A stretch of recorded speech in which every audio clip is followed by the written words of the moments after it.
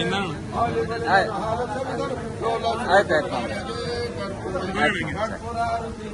ಅರವಿಂದ್ ಮೌನಾಚರಣೆ ಮಾಡಲು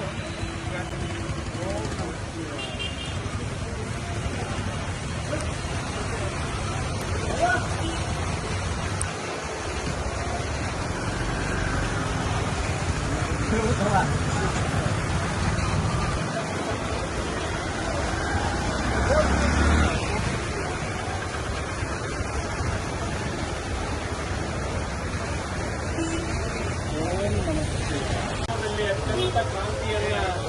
ಮಾಡಿರ್ತಕ್ಕಂಥ ಕಲಬುರಗಿ ಶರಣಬಸವೇಶ್ವರ ಸಂಸ್ಥಾನದ 8ನೇ ಪೀಠಾಧಿಪತಿಗಳಾಗಿರ್ತಕ್ಕಂಥ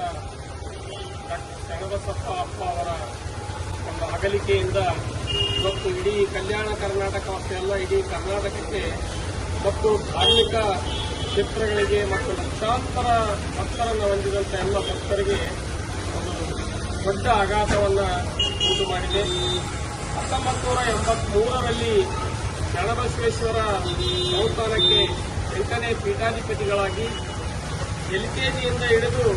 ಇವತ್ತು ವಿಶ್ವವಿದ್ಯಾನಿಲಯದವರೆಗೂ ಕೂಡ ಅವರು ಆ ಶಿಕ್ಷಣ ಕ್ಷೇತ್ರದಲ್ಲಿ ಒಂದು ದೊಡ್ಡ